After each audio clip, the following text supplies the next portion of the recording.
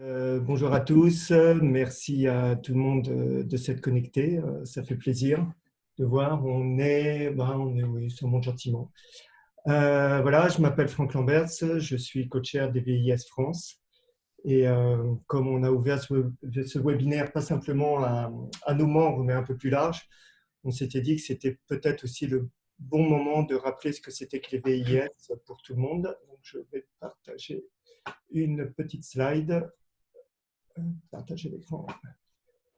Voilà, donc qu'est-ce que sont que les VIS? C'est une guilde, parce que ça a été créé aux États-Unis, donc c'est une guilde qui regroupe 4000 membres tout autour du monde. Il y a 14 sections, donc qui représentent différentes régions où il se passe beaucoup d'effets, de visual effects.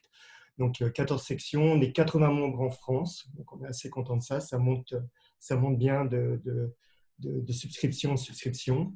Et notre but, c'est vraiment d'être tourné vers les personnes qui font ce qu'on appelle notre art. Donc, c'est des graphistes 2D, 3D, des concept artistes, des superviseurs et pas des moindres, vu que tous les grands noms de ce métier font partie des VIS. Des producteurs, il y a des game designers, enfin, ça couvre vraiment toute la palette de nos métiers. Donc, les avantages, vous les voyez, j'espère que ça partage bien l'écran, ils sont multiples. Voilà. On pourra continuer la discussion si des personnes sont intéressées. N'hésitez pas à essayer de nous contacter et on vous expliquera vraiment tous les bénéfices d'être membre de notre groupe. Mais en ce moment, c'est vrai qu'on n'était pas très présents et on s'en excuse. On vivait un petit peu mal, mais on était en fait tous occupés, parce qu'on est tous des professionnels. On était tous occupés de notre côté, à essayer de réinventer notre métier avec toutes ces histoires de télétravail et de chute d'activité. Donc, on a eu une actualité bien riche et donc on n'avait pas trop de temps d'être présent au niveau de la Visual Effects Society. Mais malgré tout,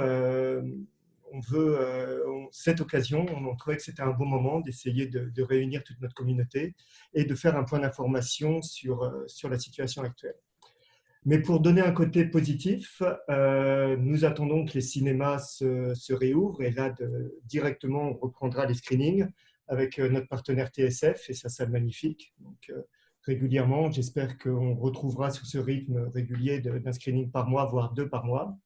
Le barbecue, on ne désespère pas qu'en septembre, ça va être un super moment, un peu comme l'année dernière, pour qu'on se réunisse tous ensemble.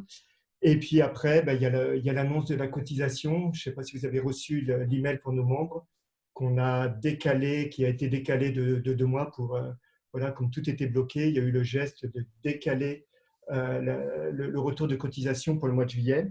Et j'espère que vous allez tous nous suivre parce qu'on a fait un gros travail pendant toutes ces années, donc déjà d'essayer de s'organiser, d'essayer d'animer notre groupe, de créer des liens entre toutes les différentes compagnies. Enfin voilà, on était assez content de tout ce travail. Après, il y avait un autre travail en parallèle qui était le rayonnement de notre savoir-faire français au niveau de l'international.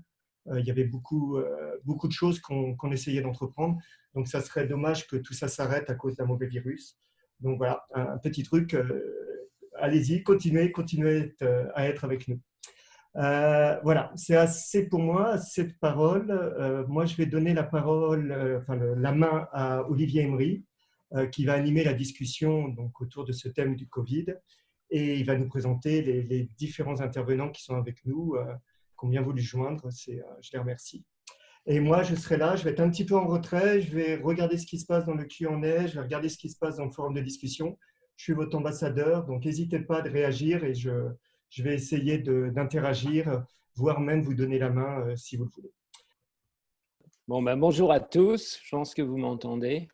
Donc, moi, je vais m'occuper d'animer le débat avec nos différents intervenants. Donc, nous avons Guillaume Marien de mathématiques qui est là. Nous avons Jules Gontier de la FICAM qui est le délégué aux questions sociales et juridiques, donc qui est un peu spécialisé en particulier sur les problèmes de statut d'intermittence et je pense qu'il y a des choses à nous dire concernant les dernières mesures annoncées hier de Macron. Et puis, nous avons Sébastien Fauchère, qui est un infographiste intermittent et membre de la BES, et qui pourra aussi nous parler de sa situation et donc durant ces semaines de confinement. L'idée, en fait, pour nous, c'est de débattre sur 3 thèmes, en fait. Faire un état des lieux du marché des VFX, fiction, cinéma et télé, et de la situation de nos studios. Donc là, parler effectivement du mode qu'on a tous adopté, le télétravail, et puis rentrer un peu plus dans le détail de la situation de nos intermittents qui est complexe. Et donc l'objectif étant de vous présenter un peu l'état des choses, les dernières nouvelles, les dernières infos qu'on a pu avoir les uns les autres sur les annonces officielles, et puis donc éventuellement prendre vos questions. Donc n'hésitez pas à poser des questions. Donc Franck fera un peu le tri des questions et est capable d'intervenir dans le débat pour nous poser quelques questions. L'idée, c'est que ça soit un peu interactif entre les différents intervenants. Et donc, je vais juste commencer avec Guillaume pour parler un peu de l'état des lieux. L'idée étant, là, je vais sûrement parler du tournage de la partie fiction, et puis ensuite de parler aussi un peu de la situation de Trimaran en tant que studio, de France VFX par rapport à toutes les infos que j'ai. Et puis, ça sera intéressant d'entendre Guillaume qui, lui, a un studio mathématique qui est très orienté sur la pub. C'est un autre marché et j'aimerais bien qu'ils puissent nous en dire un peu plus sur comment ils sont organisés et ce qu'ils ont fait. Donc, je vais commencer peut-être sur les tournages. Il y a eu en gros 100 tournages soit stoppés, soit non commencés le 17 mars.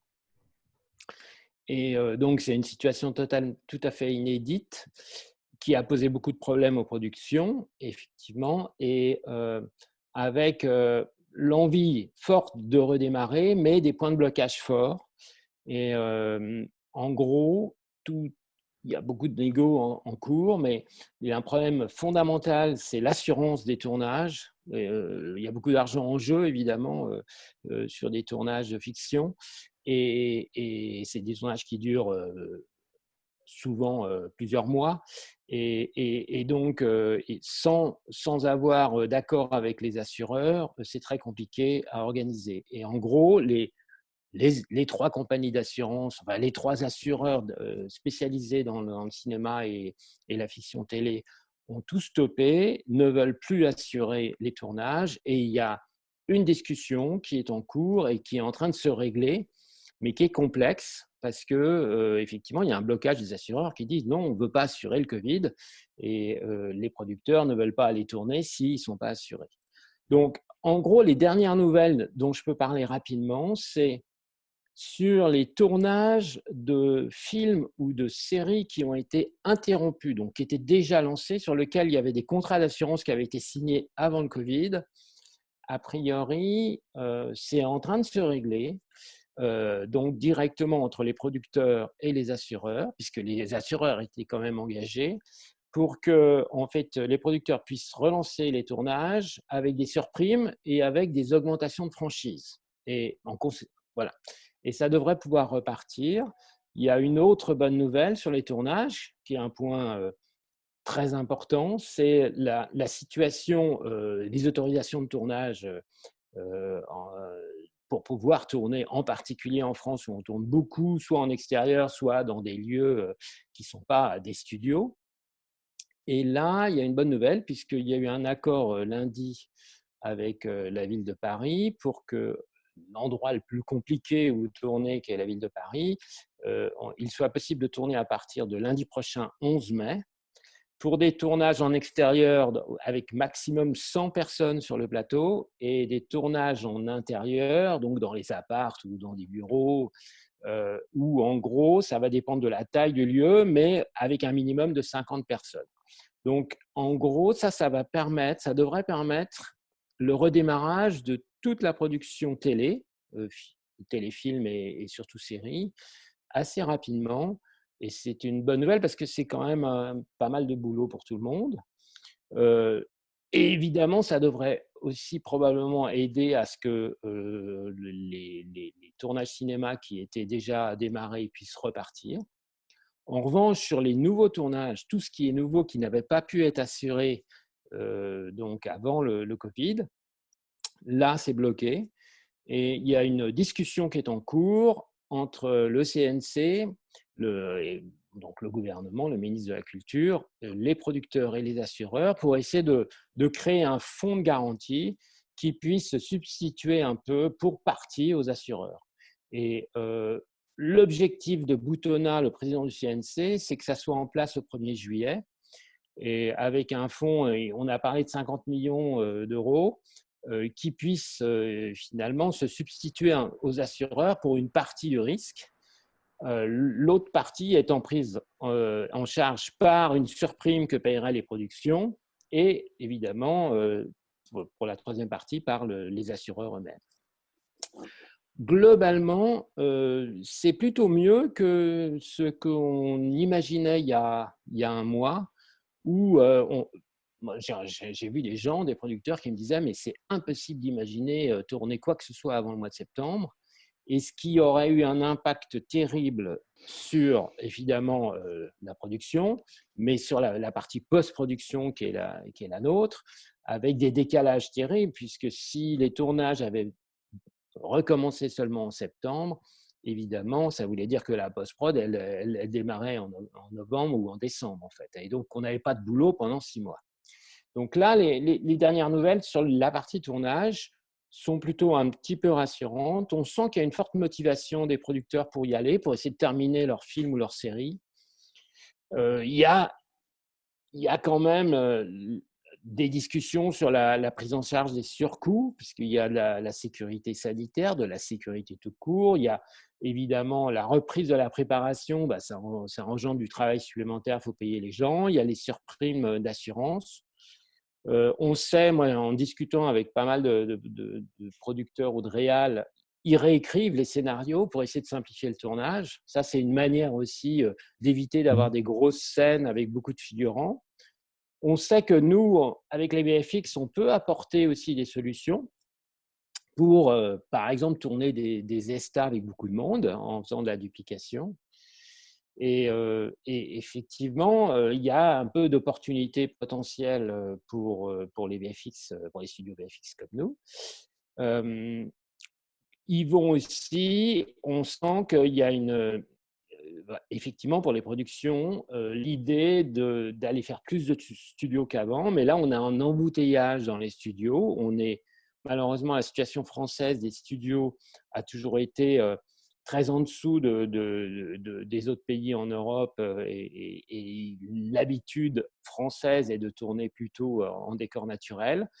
Et donc, ça ne nous aidera pas, malheureusement, alors que je pense qu'il y a vraiment des pays où on va privilégier fortement d'aller tourner en studio, et y compris, on parle de confiner les équipes de tournage et les comédiens en louant dans un hôtel complet.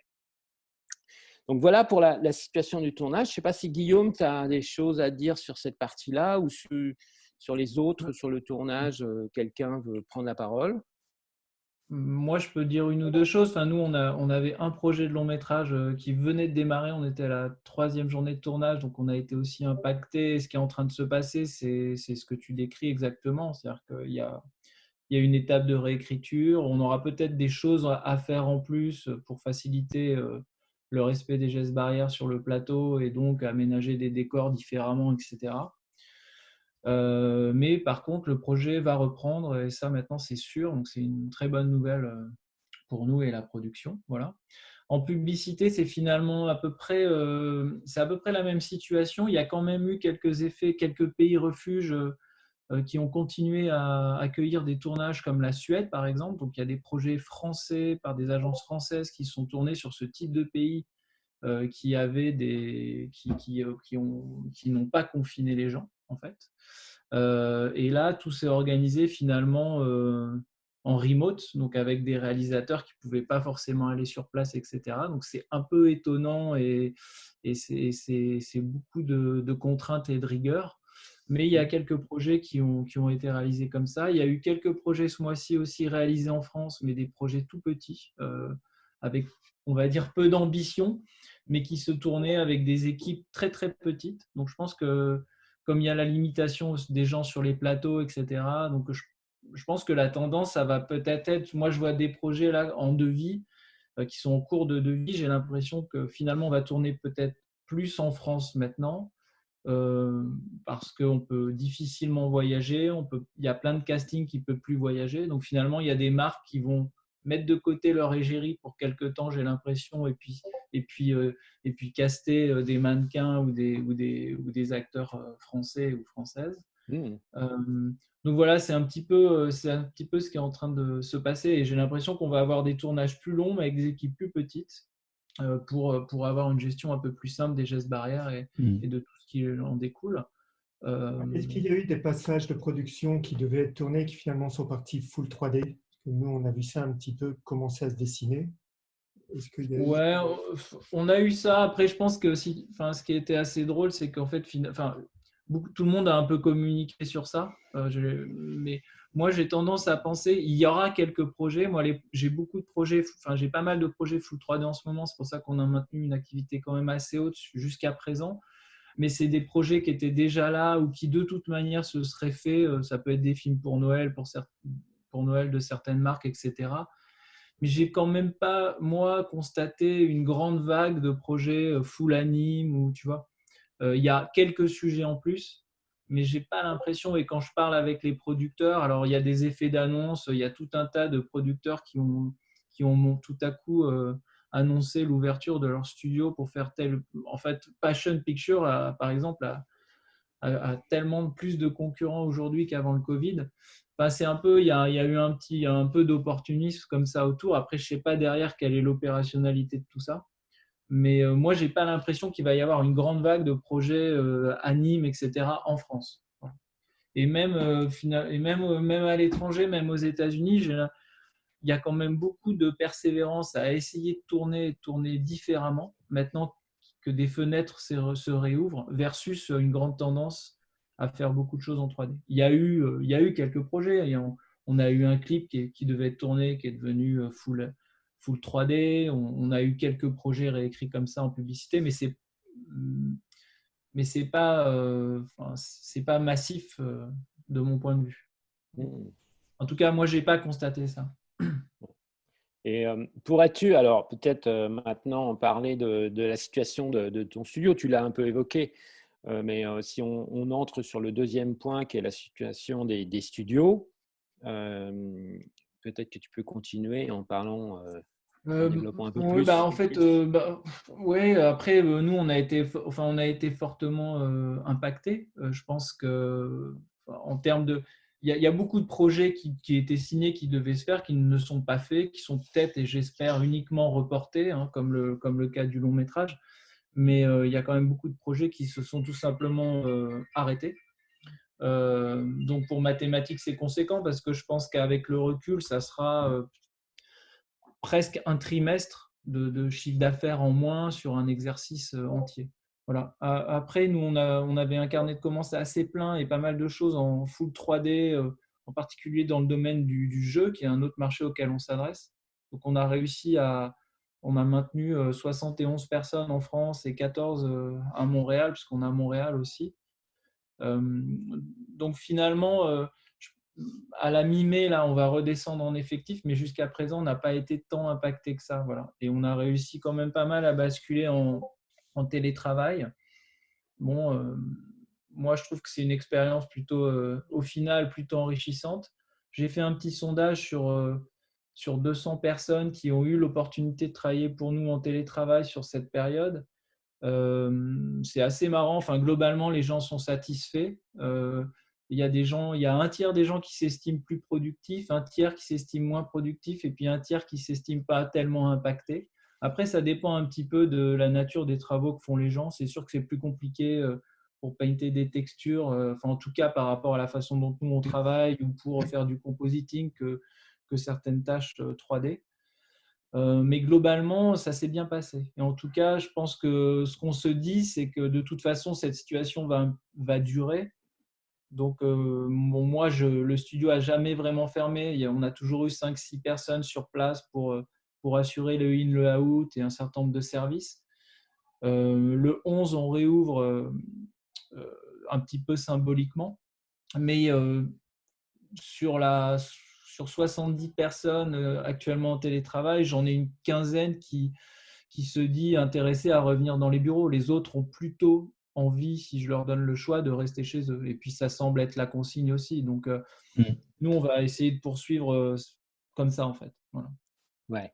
Ok, mais je pense que c'est bien, ça correspond bien à la situation chez des autres studios chez France VFX, hein, où je sais que j'échange beaucoup avec tous les studios en ce moment.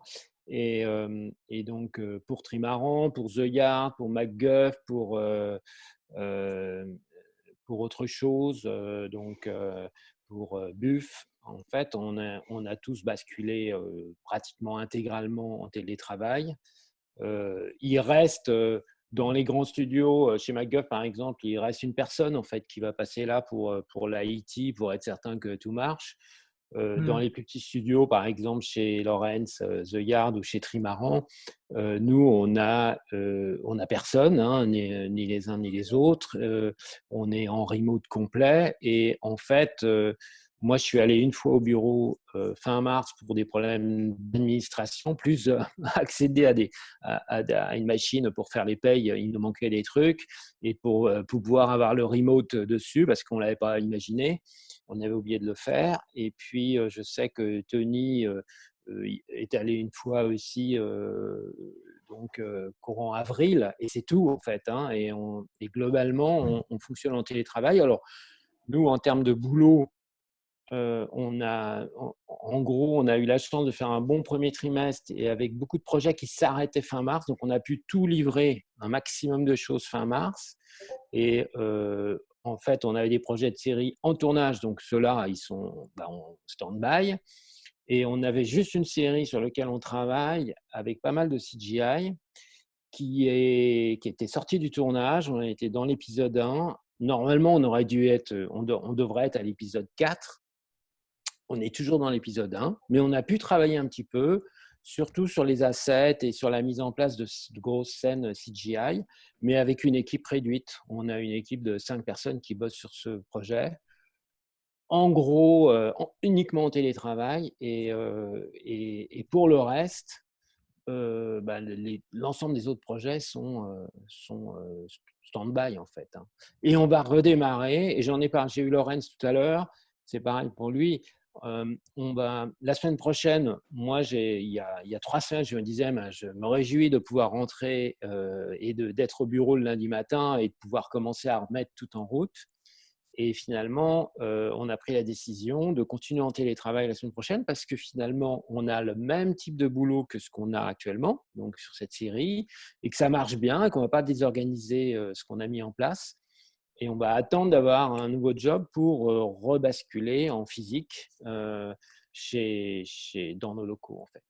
Et de toute façon, tu as la problématique aussi de la réaffectation de la place et de la surface dans l'entreprise.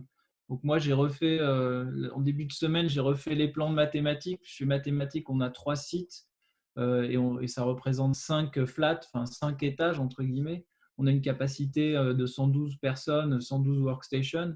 Au final, en moyenne, on tombe à 1/3 en capacité d'accueil. Donc, de toute façon, si l'activité économique doit repartir, ce que je souhaite, pendant cette période-là et du fait des gestes barrières et de la distanciation, la capacité de mathématiques à accueillir dans ces lieux des graphistes, ça sera 40, ça ne sera plus du tout 110. Quoi. Donc, on est contraint aussi quelque part à faire fonctionner le télétravail. Guillaume, donc, tant mieux s'il fonctionne. Guillaume, oui. Je vais juste relayer une petite conversation, enfin deux questions qu'on a de Renaud Jogman pour toi, Guillaume. À propos des stats de mathématiques, est-ce que les personnes qui se sentent moins productives ne seraient pas des parents qui doivent s'occuper de leurs enfants? Donc ça, c'est un truc qu'on va discuter après aussi avec Sébastien. Oui, je confirme. On va laisser Guillaume, s'il y a 2 points pour Guillaume. Vas-y, Guillaume.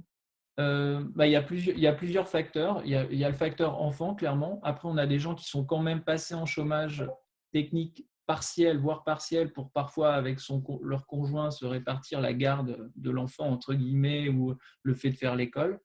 Et en deuxième facteur, il y a également l'endroit où vous habitez, quoi. C'est-à-dire si vous avez un bureau ou une chambre d'amis à réaménager en espace de travail, vous pouvez vous isoler de vos enfants.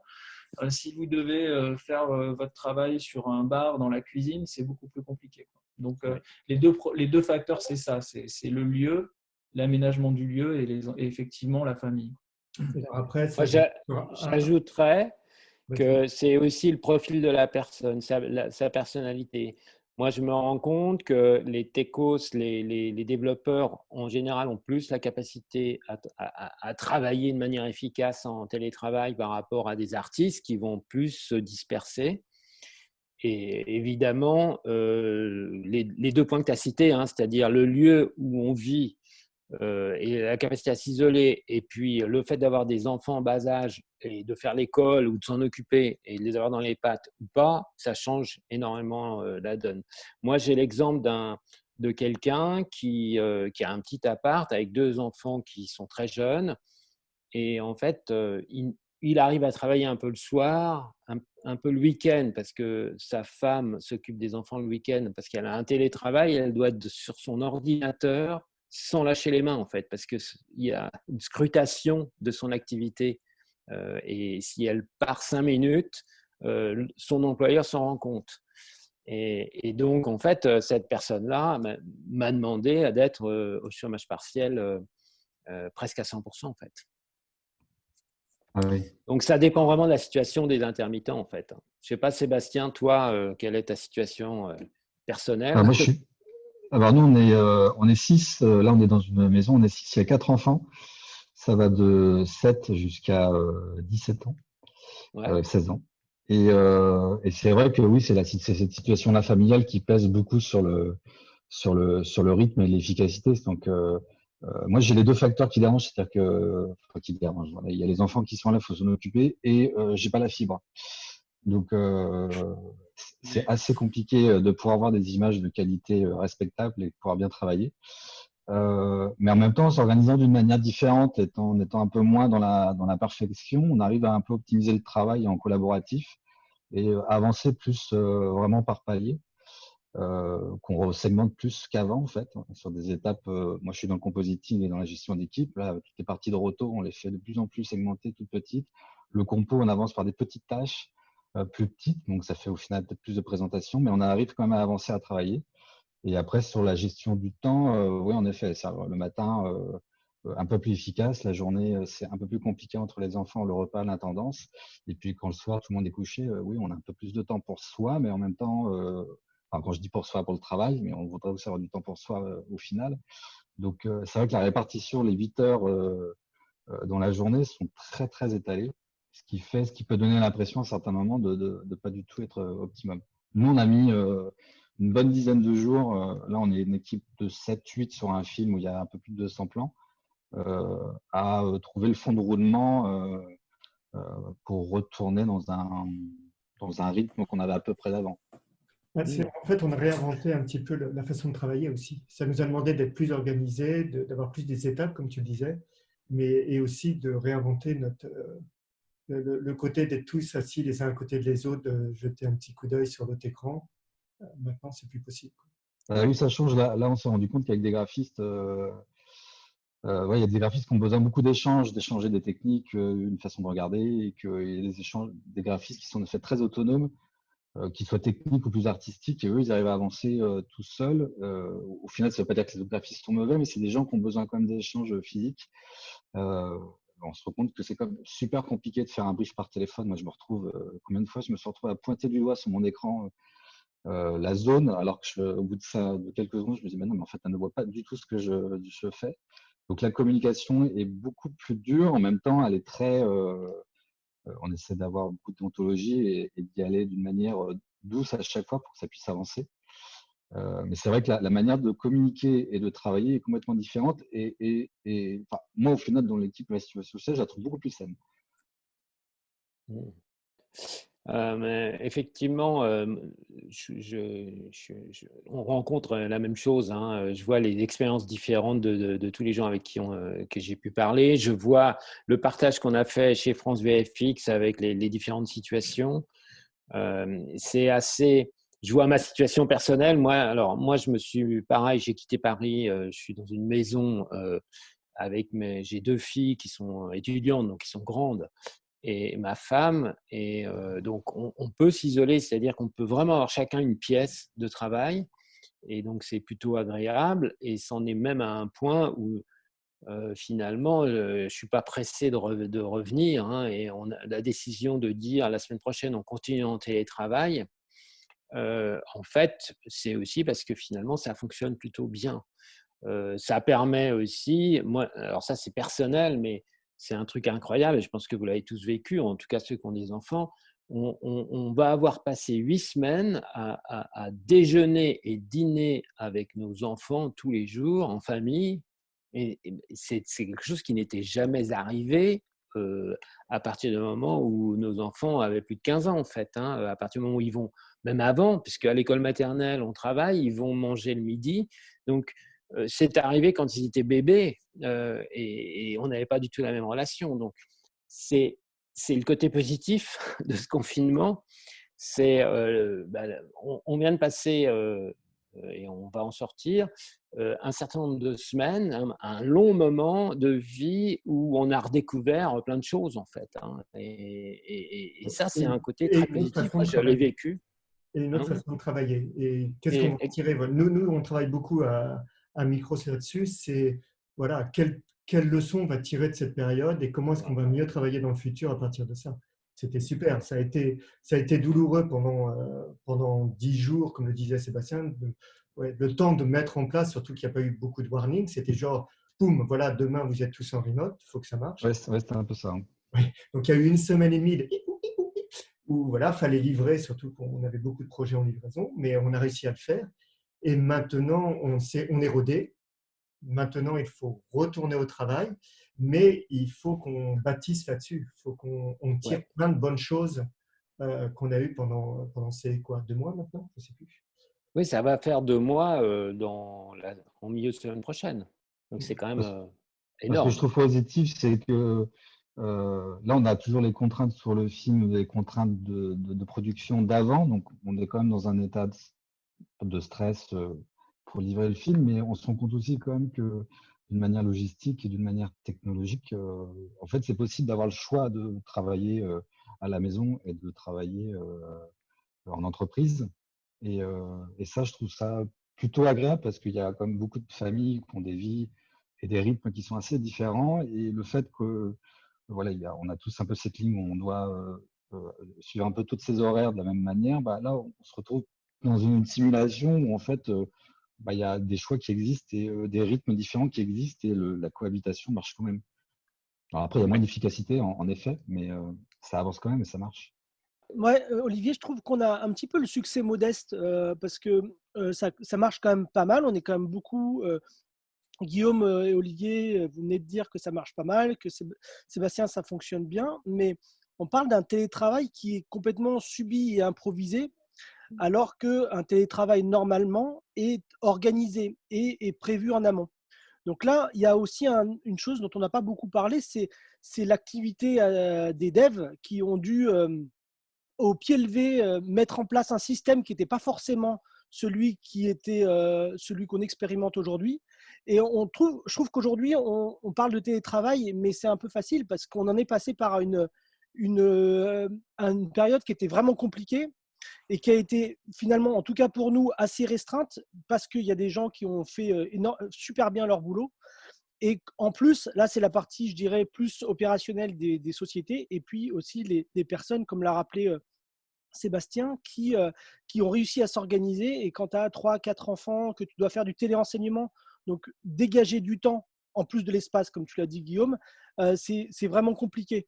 Donc, encore une fois, moi, je voudrais rappeler que ce n'est pas un télétravail en tant que tel. C'est vraiment une situation complètement exceptionnelle, improvisée, sur lesquelles beaucoup de gens ont dû prendre sur eux et ont dû être spécialement efficaces. Et c'est là où j'aimerais bien que Olivier et Guillaume, vous pourriez parler des devs et le support qui a dû être conséquent justement pour mettre en place une telle organisation. Oui, Guillaume, tu veux en parler? Oui, bah, il y avait quelques questions là en privé sur justement la virtualisation des choses, etc. Donc nous, c'est vrai, on a félicité nos devs et en plus, eux sont restés dans les bureaux un peu plus longtemps quand même pour mettre en place tout ça. On a un peu bénéficié quand même du fait que l'on travaillait déjà de cette manière avec un petit peu le Canada. Bon, je pense que chez Micros et avec les filiales, etc., vous aviez aussi un certain nombre de choses prêtes, même probablement plus que nous. Mais disons qu'on a bénéficié un petit peu de ça. Après, le travail a été déployé vraiment vite. Donc, les IT ont été des personnes clés, ça c'est sûr. Et chez Mathématiques, il n'y en a pas 15, il y en a 3. Donc, ils ont très, très bien bossé. Après, il faut aussi, je pense qu'il y a aussi des personnes clés qui ont popé au niveau des superviseurs et voir des gens qui se sont révélés au sein de l'entreprise parce que ce travail reste chronophage. Il y a quand même une petite perte de productivité à être chez soi de façon improvisée, Quentin, comme tu dis. C'est-à-dire que peut-être que dans 6 mois, on n'aura plus du tout de perte de productivité, mais aujourd'hui, on l'a. Donc, ça se passe bien parce que ça passe aussi par, je pense, 15 à 20% de l'effectif qui prend sur lui et qui travaille quand même globalement un peu plus. Voilà. Et donc, c'est ça qui est assez joli, c'est qu'il y a aussi il y a quand même eu un espèce d'effort collectif pour livrer les contrats, ne pas être en rupture sur les contrats, en accueillir de nouveau et faire que ça fonctionne. Donc ça, quand on est chef d'entreprise, c'est quand même satisfaisant de se dire que les gens sont prêts à faire ça pour que ça marche. Voilà. Après, on a tous bénéficié d'un peu plus de souplesse sur nos horaires, sur quand on décide de s'y mettre ou pas, etc. Mais c'est vrai que quand même, il y a des gens qui ont gravement cravaché dans nos structures. Il y a une petite question là qui pop up. C'est comment les choses s'organisent-elles pour les dailies? C'est vrai que c'est un vrai sujet. Alors, de notre côté, nous, en fait, en termes de rythme, on est un peu ralenti. Donc, effectivement, c'est plus tous les jours, en fait. Ça avance plus lentement, tout simplement. Mais on avait le temps aussi. Le projet ne nous demandait pas de livraison en rush.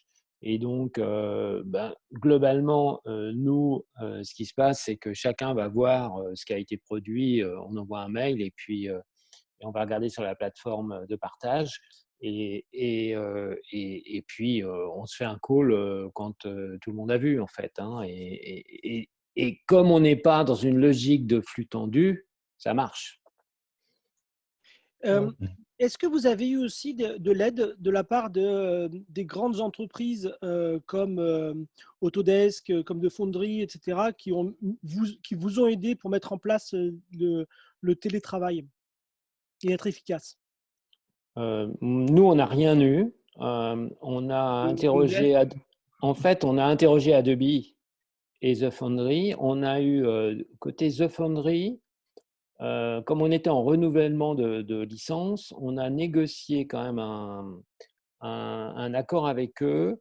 Et en fait, ils nous ont donné un mois gratuit pour le mois de confinement. Donc, ce qui est une bonne chose parce que sinon, on payait la licence alors qu'on l'utilise, enfin, on paye les licences alors qu'on les utilisait beaucoup moins ou pas, ça dépend.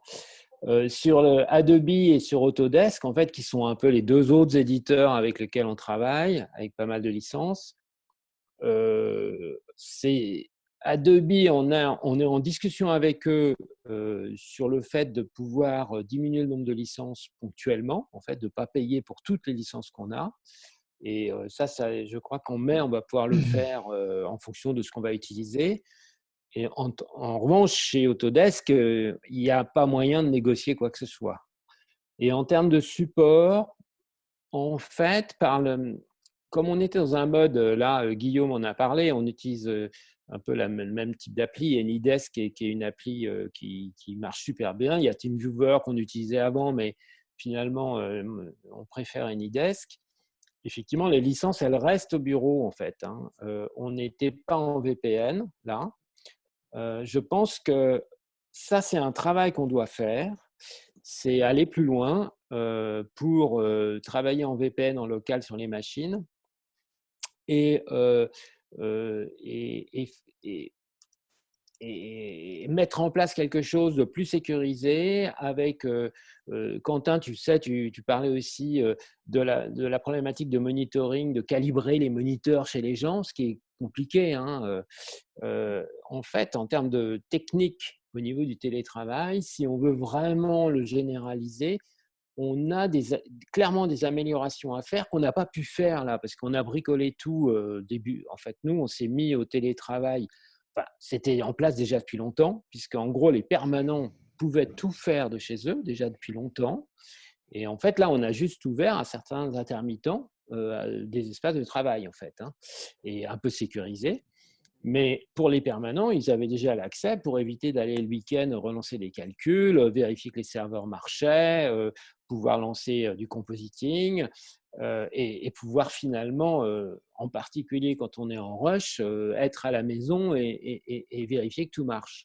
Et donc, on avait cet accès. Mais je pense qu'on peut aller beaucoup plus loin et en particulier, peut-être mieux gérer la sécurité. Et là, il y a l'histoire de TPN. Donc, nous, on n'est pas encore TPN, mais on est en train de travailler pour pouvoir le devenir. Et on sait que chez France VFX, on a tous envie de devenir TPN pour pouvoir finalement avoir ce label qui nous permettra d'accéder à des jobs américains. Et TPN, en fait, est beaucoup plus contraignant par rapport à ces accès à distance. Et donc, il faut qu'on améliore tout ça. Moi, j'ai prévu en mai-juin, justement, quand on va se retrouver tous au bureau, de remettre un peu tout à plat et puis d'essayer de construire quelque chose qui puisse nous permettre de faire du télétravail mieux et qui soit effectivement dans la logique compliante avec TPN. Oui, Après, je me permets juste d'intervenir. Ah, pardon. Non, vas-y. Justement, je me questionnais sur le fait que les producteurs, justement, acceptent automatiquement cette nouvelle manière de travailler au niveau de la sécurité et de la confidentialité de leurs images. Ça, c'est un point important qu'ils avaient du mal à accepter.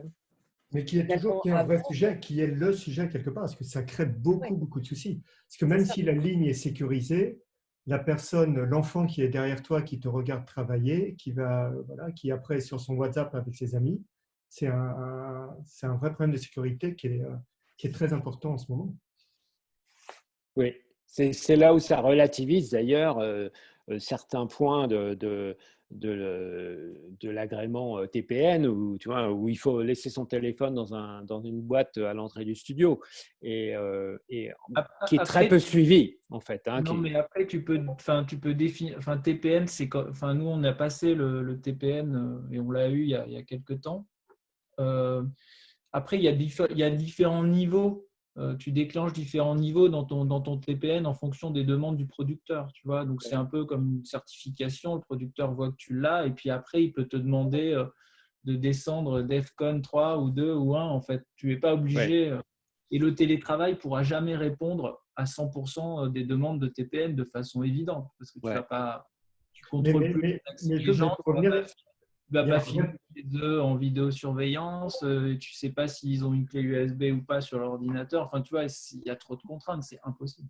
Ouais. Et c'est un vrai problème du télétravail, parce qu'on avait réussi dans nos studios à faire des choses assez fermées, assez contrôlées, assez, on va dire, modernes maintenant par rapport à quelques années.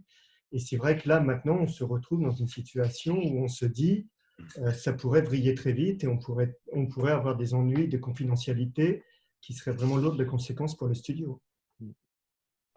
Oui, je pense que là, mais c'est peut-être un point intéressant, c'est-à-dire que même, je ne sais pas comment ça se passe chez Disney et chez Marvel, mais est-ce qu'ils n'ont pas justement pris un peu de distance par rapport à toutes ces mesures pour pouvoir continuer à produire en fait? Ça serait intéressant d'avoir des infos sur les grands studios américains ou canadiens ou anglais qui bossent sur ce type de production, qui ont tous basculé en télétravail. Est-ce qu'ils ont pu continuer à travailler et comment ils ont pu contourner ces problématiques de sécurité? Aménager les contrats. Ouais. Bon, après, compte tenu de ce qui se passe au Canada et du nombre de gens qui se retrouvent sur le marché du travail, je pense qu'il y a beaucoup de projets qui sont à l'arrêt quand même. Oui, bien sûr. il y a beaucoup de délais qui ont été annoncés, il y a beaucoup de gros studios qui se sont séparés d'énormément d'effectifs, etc. Donc, je pense qu'ils ont préféré aussi repousser les choses, puisque de toute façon, il n'y a plus tellement d'urgence, puisque Tous les sorties des films sont repoussées. voilà, les ciné sont fermés, la distrib est contrainte, donc c'est compliqué. Ça, c'est une question que je voulais poser tout à l'heure aussi, c'est-à-dire comment, là, si les productions se repartent en tournage cet été, et que la post-production se fait, mais il y a le cycle d'après, c'est-à-dire là, les films y sortent, mais il faut bien que les producteurs soient payés et qu'il y ait une diffusion de ces films-là. Comment ils vont gérer ce délai-là? C'est-à-dire que repartir sur un autre film après, sachant que le premier n'a pas été payé ou même pas encore diffusé. Moi, le film sur lequel je travaille, il est diffusé en 2021, en septembre 2021.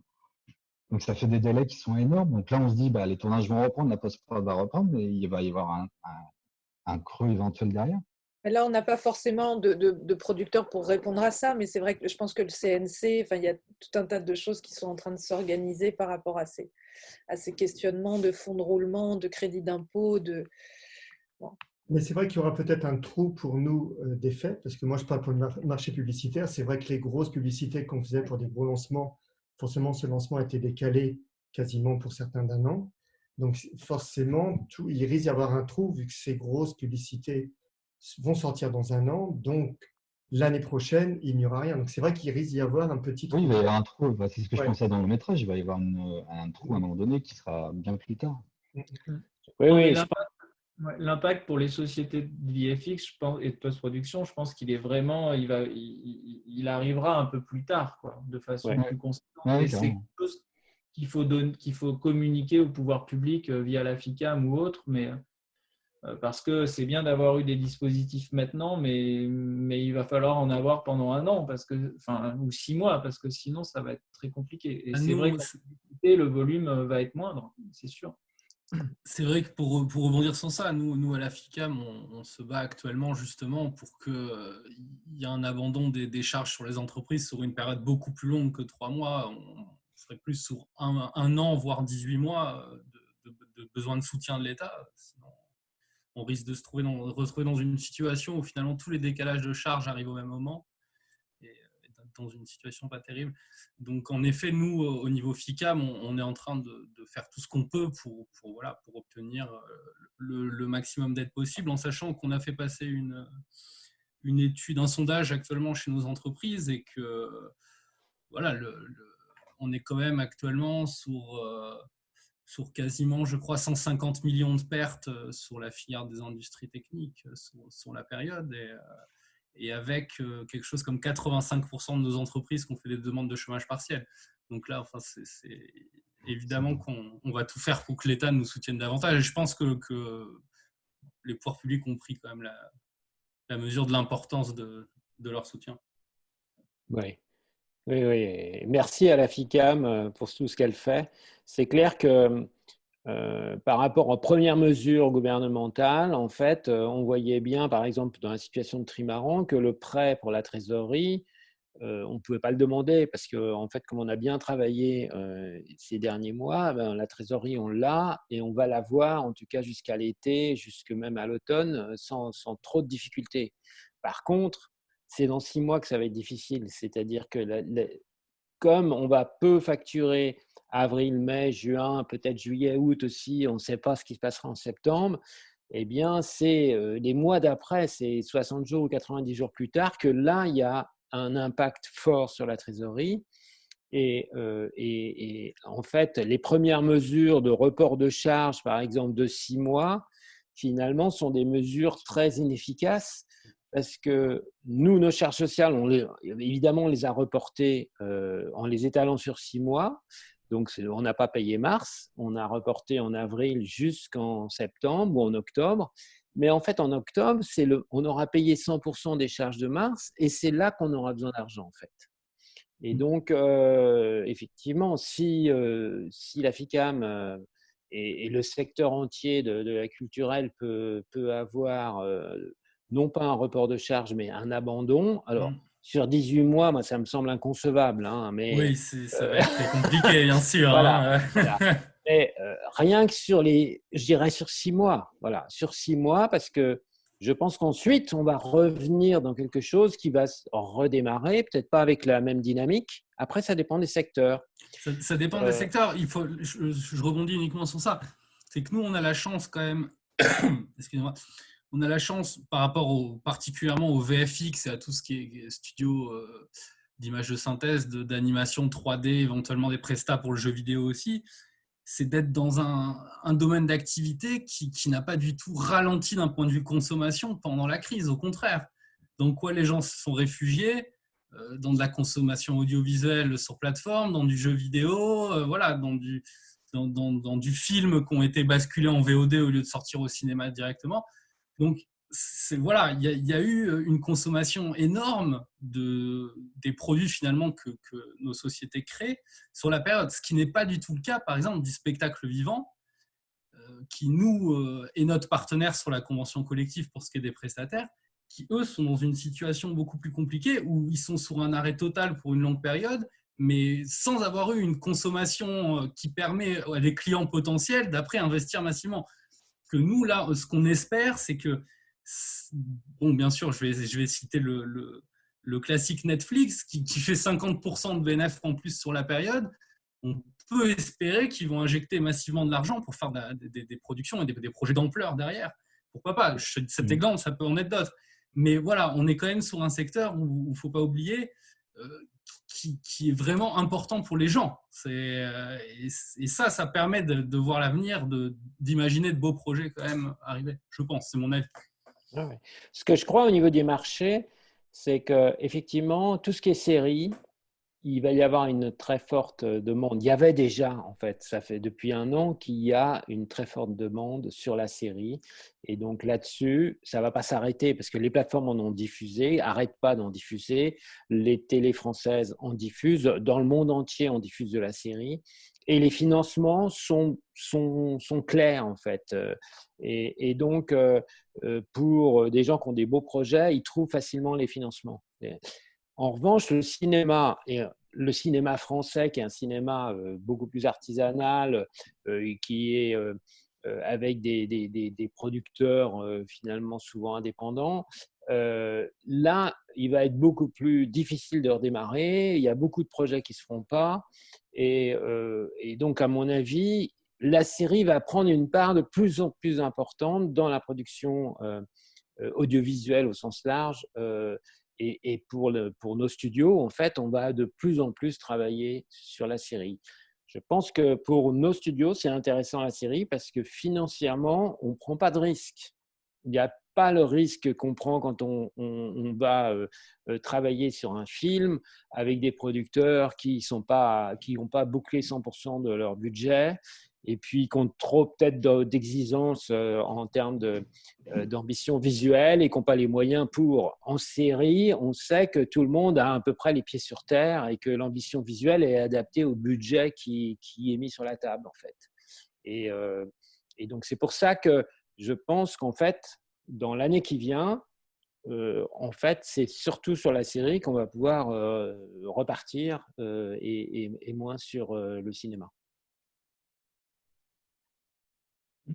Alors, peut-être que là, on pourrait te laisser parler, Jules, pour basculer. Je pense que sur la situation du marché, des studios et sur le télétravail, on a fait un bon tour. Et on pourrait basculer sur le 3e volet, qui est la situation sociale des intermittents. Et on t'entendrait bien sur la situation des intermittents et les 4 cas dont on avait bien parlé sûr. ensemble. Alors déjà, pour faire un point d'entrée, il faut rappeler que tout a évolué vraiment au jour le jour sur les mesures d'urgence qui ont été prises. Et au début de la crise, on était dans une situation où on ne savait pas si finalement l'activité partielle serait applicable ou pas aux intermittents. C'était d'un point de vue juridique, il y avait très peu de choses. Il n'y avait bien sûr aucun précédent comparable. Et on est parti du principe qu'en théorie, ça serait applicable, mais finalement avec peu de garanties, en sachant que l'activité partielle est un régime qui n'est pas fait pour ça, en fait, qui est fait vraiment pour des CDI basés sur une durée légale du travail, donc 35 heures. Donc, il a fallu adapter tout système. Le gouvernement a joué le jeu et a dit très, très rapidement, avec évidemment une pression des différentes organisations du secteur culturel, donc, évidemment, de permettre l'activité partielle aux intermittents et à préciser son régime petit à petit. Encore, il y a 2 jours, je crois, il y a eu un nouveau décret qui est sorti pour préciser l'indemnité pour les artistes au cachet, qui vient modifier un précédent décret d'une semaine avant qui lui-même précisait le régime. Donc voilà, on est vraiment sur quelque chose de très fluctuant. La chose étant que maintenant, donc, l'activité partielle est admise complètement et que nous, d'un point de vue employeur et fédération d'employeurs, on incite globalement nos entreprises à mettre les intermittents en activité partielle quand cela est possible. Donc là, j'en arrive à ce que disait Olivier par rapport à donc 4 figures qui vont se poser par rapport aux intermittents. Il y en a 2 qui, dans la situation, finalement, ne vont pas poser de problème et ça sera bon, c'est une bonne chose, ça va permettre aux gens de passer la période sans trop de difficultés. C'est pour commencer les intermittents qui, au moment du début de la crise, étaient déjà sur des contrats, donc CDDU, mais des contrats en bonne et due forme, on va dire, sur des périodes assez longues. Assez longues, quand je dis assez longues, ça peut être quelques mois, enfin quelques semaines ou quelques mois. Là, il n'y a strictement aucun souci parce que tous les critères de l'activité partielle pourront être déterminés. L'intermittent, finalement, sur un contrat comme ça, sera basculé sur l'activité partielle, si c'est la politique de l'entreprise, bien sûr, de façon aussi facile qu'un permanent et ça posera très peu de problèmes. Alors après, est-ce qu'il y aura une adaptation des horaires ou est-ce que c'est un arrêt total avec un décalage du projet, ça sera du cas par cas. Mais dans cette situation-là, dans l'intermittent qui a un contrat en bonne et due forme, il est totalement éligible à l'activité partielle, il n'y a pas de problème. Après, se pose la question des intermittents qui étaient sans contrat finalement à ce moment-là, mais qui étaient sur une période d'indemnisation par l'assurance chômage. Pour eux, c'est poser la question du moment où leur droit allait s'arrêter, dans une période où c'est très compliqué de retrouver finalement une mission. Alors, il y a eu des premières annonces qui ont été faites pour expliquer que ces droits seront de toute façon prolongés pendant la période des 2 mois de confinement. Ça avait été validé à un moment, ce qui était une bonne chose pour les intermittents, mais qui n'était pas forcément suffisant. Il y a eu les annonces du président Emmanuel Macron hier, qui donc semblent aller, et je dis semble parce qu'on n'a pas de texte pour l'instant écrit, publié au journal officiel, donc ça reste des annonces, qui sembleraient aller vers un prolongement des droits pour toute l'année, donc jusqu'en 2021, ce qui réglerait aussi cette situation et permettrait quand même une certaine sérénité pour les intermittents. Problème, on va arriver là sur les 2 cas de figure, donc où c'est plus compliqué pour les intermittents et où là, ça pose des vraies questions. Et donc, j'attends moi personnellement avec impatience les prochains textes qui vont un peu expliciter tout ça. Donc, la première problématique, ça va être les nouveaux entrants finalement. Ceux qui sont sur aucun des régimes, enfin, qui ne peuvent pas déjà prétendre à une indemnité, qui n'ont pas cotisé assez pour leurs droits, mais qui n'ont pas non plus de contrat potentiel vu la période. Pour ces gens-là, c'est vrai qu'ils sont un peu sur vraiment une mauvaise période et ça risque d'être compliqué. Je reviendrai après sur les aides éventuelles qui peuvent aider ces nouveaux entrants pour lesquels, pour l'instant, il n'y a pas vraiment de système prévu. Et ensuite, il y a les problèmes de carence qui peuvent, sur une période des fois de 2 mois, poser aussi de graves problèmes. Là, j'attends aussi sur ça les textes qui vont, à mon avis, préciser un petit peu le régime. Donc, je ne vous rentrerai pas dans le détail de la carence.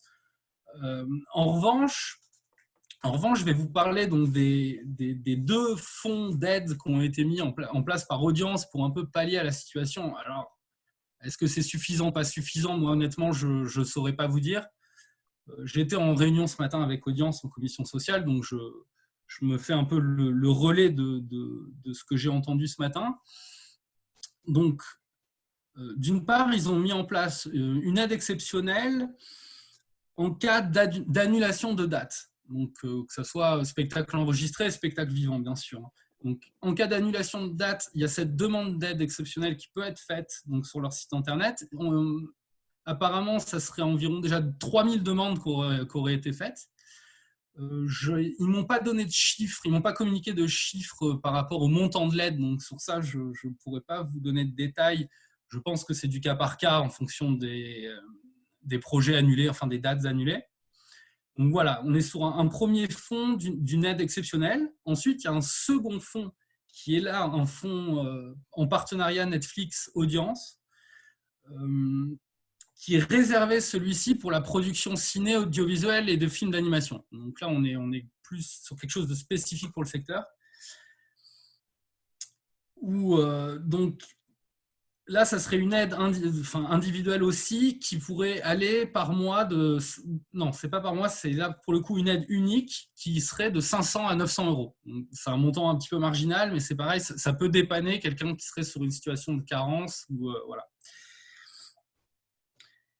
Et la dernière chose que Audience m'a bien précisé ce matin, c'est que pour toutes les questions de problèmes de fin de droit, de questionnement qu'ont les intermittents en ce moment, il ne faut vraiment pas que vous hésitiez à les contacter. Ils ont un service dédié sur la question, avec des gens qui sauront exactement vous aiguiller sur les démarches à faire, les différentes aides possibles, et toutes ces problématiques de fin de droit et de prolongement finalement. Voilà, sur les intermittences, je pense que j'ai un petit peu balayé la question. Après, si vous avez des questions précises, je pourrais peut-être y répondre ou peut-être pas en fonction de ce que c'est. Bien. Je ne sais pas s'il y a Sébastien, en tant qu'intermittent représentant, tu as envie de… Je suis représentant assez spécifique parce que vu que je bosse je travaille dans l'audiovisuel, je suis pas dans le spectacle vivant, c'est pas trop la même cas de figure, mais sur le système de carence et de reportation de date anniversaire, c'est vrai que là, il y a quelques jours, on était complètement dans le flou sur ça, ou en plus d'être dans le flou sur les projets éventuels. Moi, je vais contacter Audience assez vite, je pense, pour savoir tout ça un peu plus. Mais c'est vrai que oui, ça mène à un état de stress qui est compliqué. Après, voilà, il y en a qui sont intermittents depuis longtemps, qui sont habitués à ces moments de creux. Mais c'est vrai que là, c'est tellement assez exceptionnel et intense en même temps que… ça laisse sur plein de questions. Alors là, je n'ai pas de questions forcément directes à faire, mais parce que après, c'est ma situation qui est plus personnelle. Mais il y a quand même un point qui est intéressant de relever, c'est cette chance qu'on soit d'être en France et d'avoir tout ce soutien. On parle au niveau des entreprises, on parle au niveau des intermittents, on parle au niveau des salariés, à quel point en fait la France protège un petit peu ses salariés et ses entreprises. Et c'est quand même, quand on parle de tout le travail des VIS qu'on essaye de faire, de promouvoir les effets spéciaux en France, ce travail de dire c'est quand même dommage tous ces artistes qui partent travailler à travers le monde pour être sur des gros projets américains. Il y a quelque chose quand même, il y a un appel qui est bien de savoir que même si c'est difficile, même s'il y a une situation qui va être douloureuse et qui va être, je suis sûr, pour certains lourde de conséquences, ce n'est pas magique, mais malgré tout, c'est bien de savoir qu'il y a il y a toute une structure qui existait déjà. J'avais entendu c'était un autre talk où il disait que l'avantage en France, c'est qu'on a déjà un système qui existe, qui prend soin de notre profession, enfin de notre activité. Et donc, il y a des yeux qui sont braqués sur nous et qui veulent réagir pour nous protéger. Et ça, on a vraiment, vraiment beaucoup de chance. Oui, je suis complètement d'accord avec ça. Quelqu'un disait tout à l'heure qu'au Canada, c'était problématique en ce moment que les projets étaient stoppés, que potentiellement il y avait une partie du staff dans le VFX qui était du coup qui était licencié. C'est vrai qu'en France, on est quand même sur une politique là de maintenir au maximum l'emploi dans le secteur culturel. Alors, je suis honnêtement pas sûr que l'État fera assez parce que l'ampleur de la crise est tellement énorme qu'il y aura des dommages collatéraux. Je pense qu'il faudrait vraiment être un bisounours pour ne pas le voir. Il y aura forcément des entreprises qui vont se retrouver en difficulté, des intermittents pour qui ça va être difficile. Mais il y a quand même un vrai soutien de l'État et du gouvernement et une vraie volonté quand même de préserver notre secteur culturel.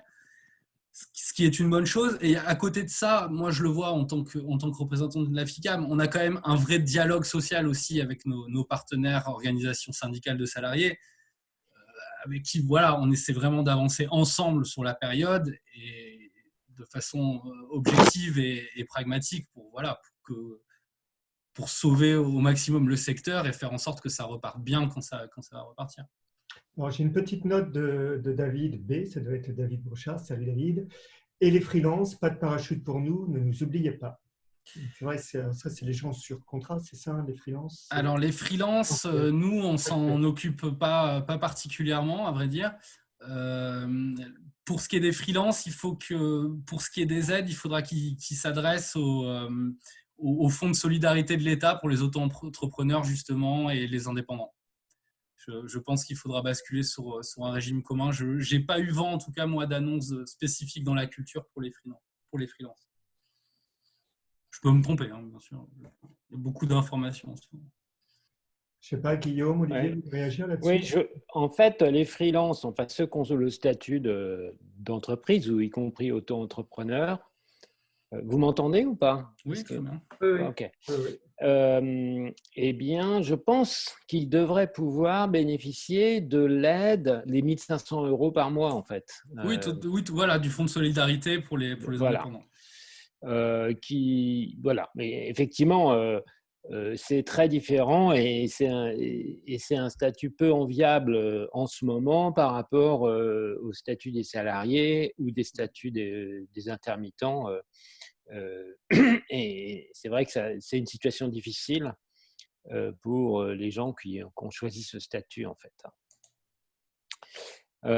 Peut-être que là, en fait, par rapport à ce que tu as dit, Franck, par rapport au fait qu'on a quand même une situation en France et ce soutien finalement de l'État à la fois vis-à-vis des salariés via le chômage partiel et des entreprises via les aides, via les prêts, via les charges sociales, le rabais sur les charges sociales.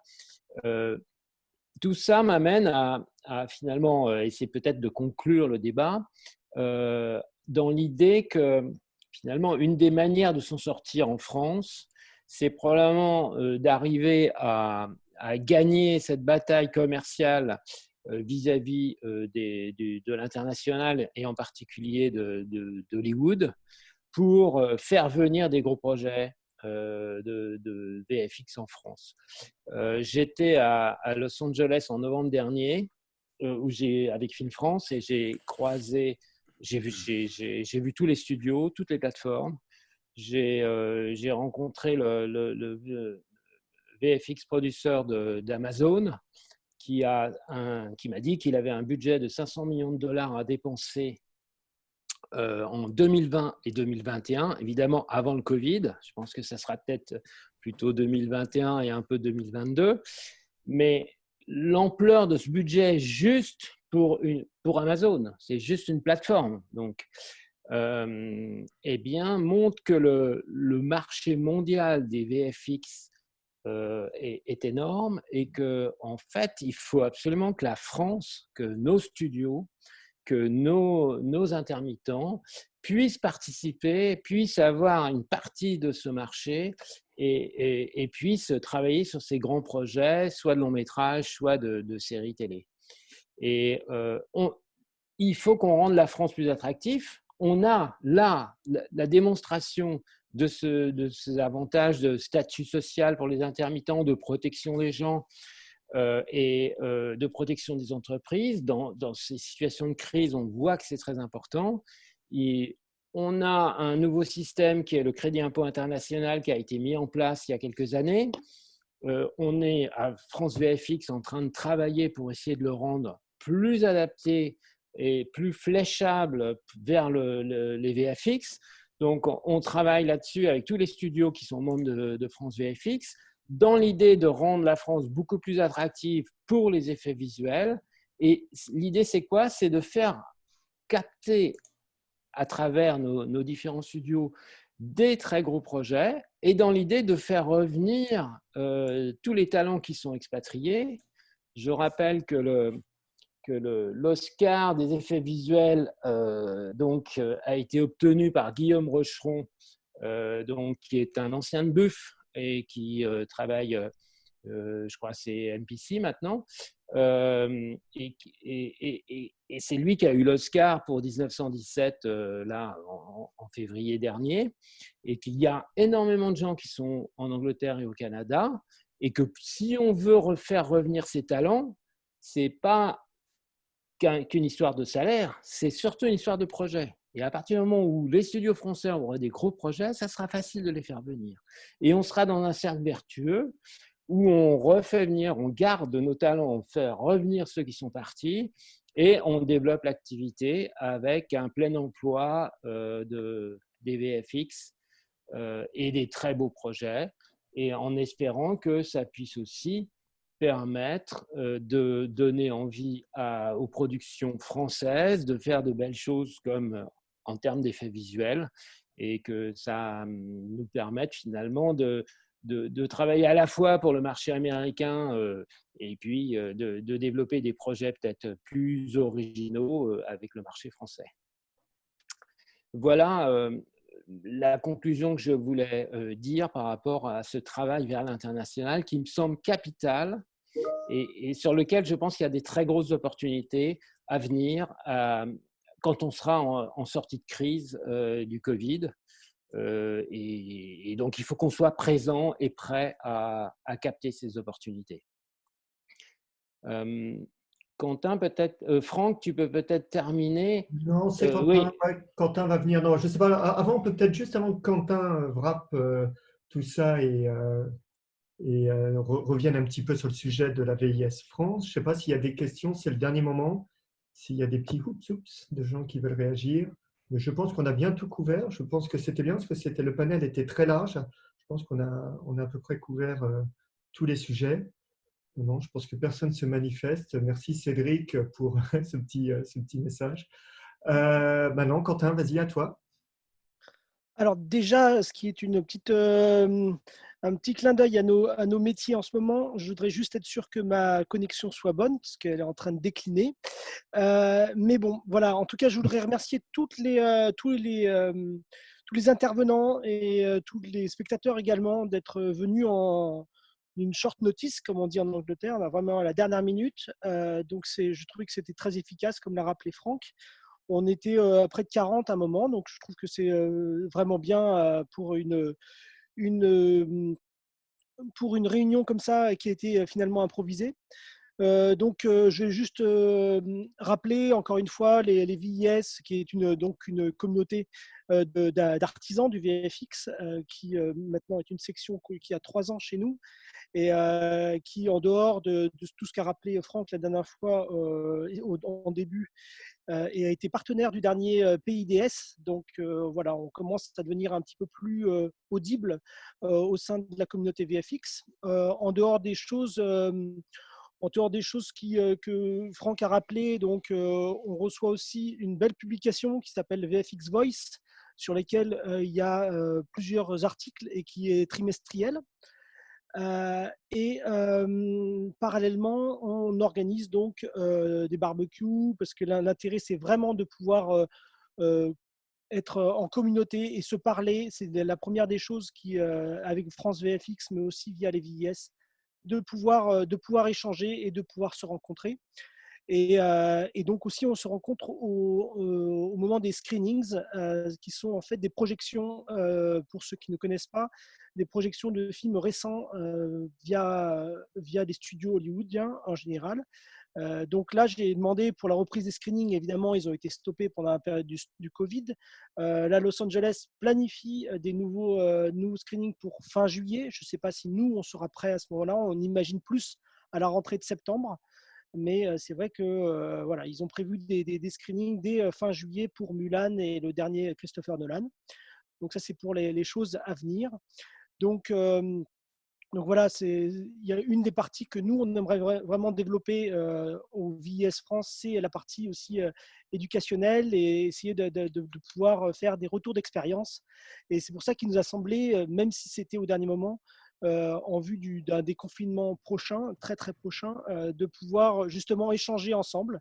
Et comme il nous a semblé que c'était intéressant et qu'on a rebattu pas mal de sujets et de questions, ce serait peut-être intéressant de le refaire après le déconfinement du 11 mai.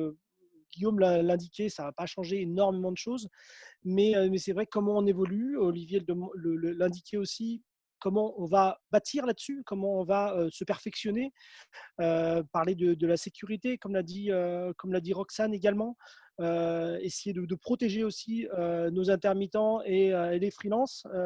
Toute la partie de Jules était très intéressante à ce niveau-là, de voir qu'aujourd'hui, voilà, on peut se satisfaire d'avoir un certain succès dans le télétravail dans une situation qui était assez exceptionnelle. Mais évidemment, il va y avoir des répercussions, il va y avoir des conséquences et il faut qu'on soit très, très vigilants tous pour qu'on arrive à bâtir justement une communauté forte.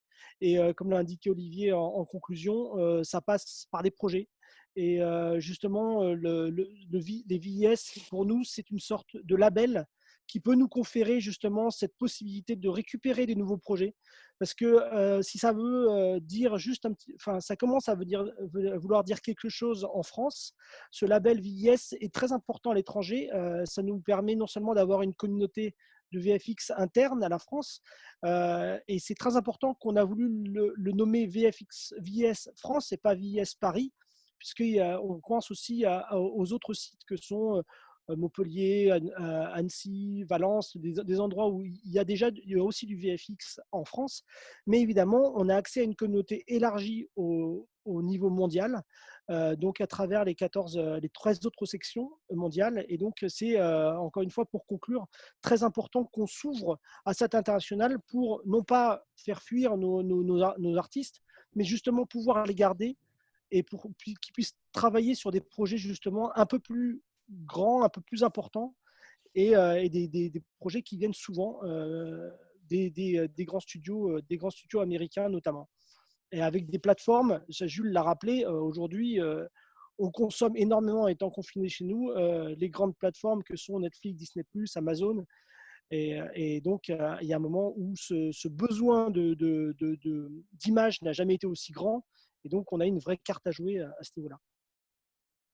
Voilà, super. Moi, je vais juste reprendre la main 10 petites secondes pour dire merci à tout le monde. Je vais switcher la vue au panel pour qu'on voit tout le monde.